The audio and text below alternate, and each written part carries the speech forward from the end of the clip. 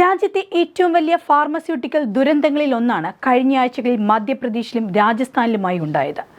16 കുട്ടികൾക്കാണ് ചുമയ്ക്കുള്ള മരുന്ന് കഴിച്ച് ജീവൻ നഷ്ടമായത്. ചെറിയൊരു ചുമയായിരിക്കാം ആ കുരുന്നുകൾക്ക് ഉണ്ടായിരുന്നത്.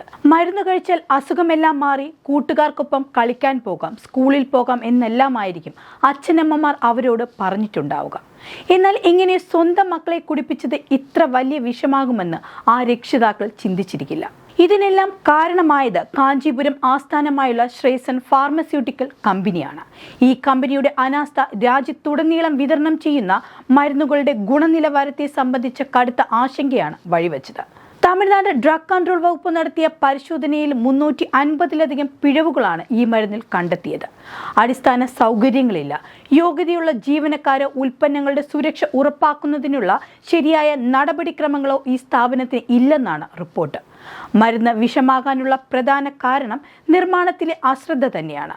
വൃത്തിഹീനമായ അവസ്ഥ, വായുസഞ്ചാരമില്ലാത്ത ചുറ്റുപാടുകൾ, തുരുമ്പിച്ച ഉപകരണങ്ങൾ, എയർ ഹാൻഡ്ലിംഗ് യൂണിറ്റുകളുടെ അഭാവം എന്നിങ്ങനെ പലതും അന്വേഷണത്തിൽ കണ്ടെത്തിയിരുന്നു. ശുദ്ധീകരിച്ച ജലം പോലും ഇവിടെ ലഭ്യമായിരുന്നില്ല എന്നതാണ് സത്യാവസ്ഥ. രാസമാലിന്യങ്ങൾ പുറന്തള്ളുന്നത് പൊതു അഴുക്കുചാലുകളിലേക്കായിരുന്നു. പൊടിയും മലിനീകരണവും നിറഞ്ഞ സ്ഥലങ്ങളിലാണ് ഉൽപ്പന്നങ്ങൾ സൂക്ഷിച്ചിരുന്നത്.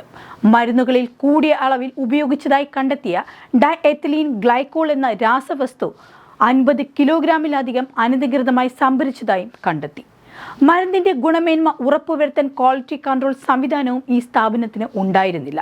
ഇതെല്ലാം വ്യക്തമായതോടെയാണ് രാജ്യത്താകമാനം ഈ മരുന്നിന്റെ വിൽപ്പന നിരോധിച്ചത്. ചെറിയ കുഞ്ഞുങ്ങൾക്ക് ചുമമരുന്നുകൾ നൽകാനേ പാടില്ലെന്ന് കേന്ദ്ര സർക്കാരും നിർദ്ദേശം പുറപ്പെടുവിച്ചിട്ടുണ്ട്. മരണങ്ങളെ തുടർന്ന് രാജ്യവ്യാപകമായി ജാഗ്രതാ നിർദ്ദേശവും നൽകിയിട്ടുണ്ട്.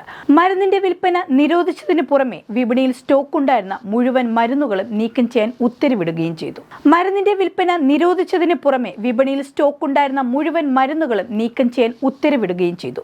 മധ്യപ്രദേശ്, രാജസ്ഥാൻ, തമിഴ്നാട്, കേരളം എന്നിവ ഉൾപ്പെടെ നിരവധി സംസ്ഥാനങ്ങളിൽ കോൾഡ്രിപ്പ് സിറപ്പിന്റെ വിൽപ്പനയും ഉപയോഗവും നിർത്തിവെച്ചു. ശ്രേയസൻ ഫാർമസ്യൂട്ടിക്കൽസിന് കാരണം കാണിക്കൽ നോട്ടീസും നൽകിയിട്ടുണ്ട്. 5 ദിവസത്തിനുള്ളിൽ വിശദീകരണം ബോധിപ്പിക്കാനാണ് നിർദ്ദേശിച്ചിരിക്കുന്നത്.